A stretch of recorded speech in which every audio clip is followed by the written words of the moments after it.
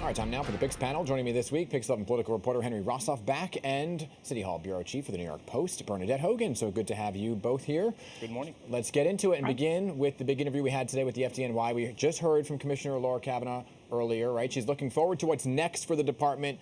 But will the reaction, I guess, including the lawsuit, delay the progress that she often talks about, right? She wants to diversify the department. She wants to create a better work environment for all. But Bernadette, you've been following this story very closely.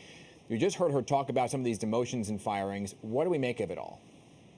Right. I mean, it's definitely a shakeup. It's to be expected. Of course, you have a brand new commissioner. You also have a relatively new administration under Mayor Adams.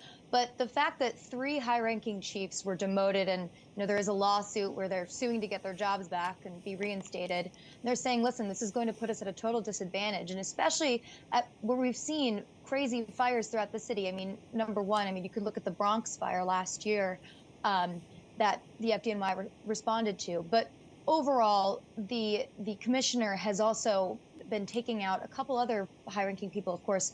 Terrell Brown, who was actually up for the commissioner's job. One of the unions actually was supporting her commissionership as opposed to Kavanaugh's. And, Terrell is also someone that's on her way out because she was told earlier this week, we no longer have a spot for you at the department. Right. So, but I guess the thing, Bernadette, is you can't say there's more fires because of a switch up, right? I mean, that's not what anybody's saying.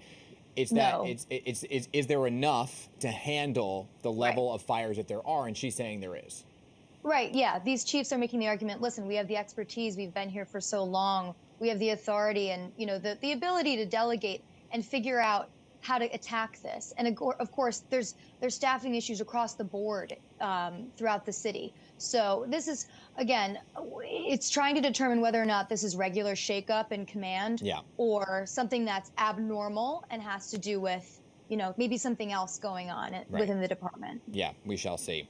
Henry, I do want to bring you on to this other big topic of the week, right? And that's Mayor Adams' comments. We just heard your piece about separation of church and state. So quick fallout here on this, but not the first time that we've seen the mayor stick to a statement and then go even harder on that. So could this really create more issues for him down the line? And if so, where do you see that playing out? Well, his staff thinks so, and you don't have to take my word. When he was sparring with reporters on this topic last Thursday, he voluntarily took several more questions on this, saying, I'm a man of God. I will go down defending this. I'm going to be a mayor of God. I mean, this seems to be one thing that Mayor Adams is not backing down on. Now, he did seek to clarify, I don't have the authority to bring prayer into schools. There is a constitution, but really that's not quite in line with what he said at the interfaith breakfast. So I do not expect the mayor to back down on this. He sees it as core to who he is, really personal to who he is, and he is going to pick this battle. He is not going to back down, and he's made that clear.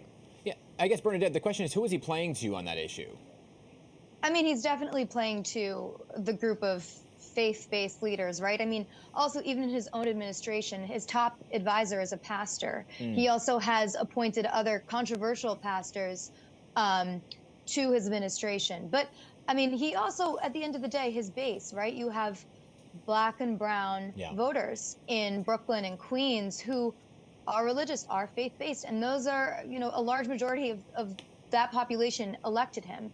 So yeah, go ahead. Oh, no, just telling to me a little bit was my interview last week with Jumaane Williams, who really is no stranger to criticizing the mayor, is far left of the mayor, generally speaking, as far as New York politics are concerned. But he was careful in his response to this. I mean, this is a powerful constituency in the city that tends to be somewhat aligned with what the mayor is saying. And when you have the most progressive citywide lawmaker treading carefully, battling one of the more conservative lawmakers, you understand the politics at play here. Yeah, Bernadette, any last thoughts here? Yeah, and it also just about the mayor not backing down. The mayor is somebody who says, listen, I give second chances. I also am not going to apologize for my beliefs or my decisions when it comes to hiring or policies like getting homeless people off the subways, et cetera. So the mayor, his handling of this and doubling down on these statements is not a surprise. It's just, what is he trying to get at here, right? Is this part of, maintaining a constituency, saying, listen, I continue to have your back and I'm going to fight for you? Or again, is this for something in the future, be it a presidential run? So Right. it just depends on what kind of a lens we're looking at here with the Exactly. mayor's comments. Yeah, there's so many different caveats here that we could talk about what the future holds. But I do want to focus on New Jersey for a second. We can't forget about our friends in Jersey. So budget talks, not the most exciting thing here, Henry, but you were covering this, right? Governor Phil Murphy proposing a big one for the state. Let's zero in on commuting, and that is that commuters will no doubt be happy with no fare hikes for New Jersey Transit. The question is, will the service suffer?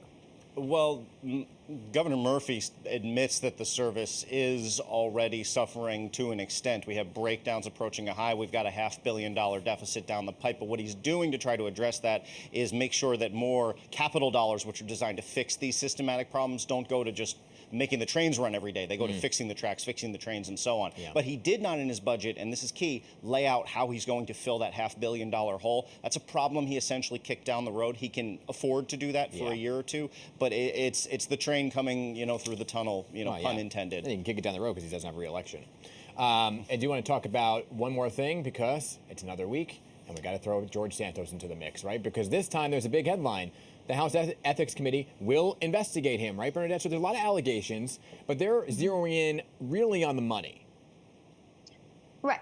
I mean, the House Ethics Committee is just yet another body that's now investigating a multitude of allegations. Now, one of the criticisms that this committee has is that they just take a while, right? How long have they been taking to investigate Alexandria Ocasio-Cortez's dress at the Met, or I'm sorry, her attendance at the Met Gala? And, at the end of the day, they're trying to get something on him because, again, there are so many things, right? You have the financial disclosures, even now a sexual misconduct allegation. So this is kind of another body that will be able to wrap its arms against or around all of these allegations and just see, where can they put a pin in on something that will stick with Santos. Yeah. He's already been called from his party to step down. He Right. said he's not going to. And I mean, look, he's being glorified in some circles as someone who is like a stick it to the man character. Yeah, well, we got to go, so. Bernadette, but to be continued for sure, because I'm sure this is going to play out very lengthy.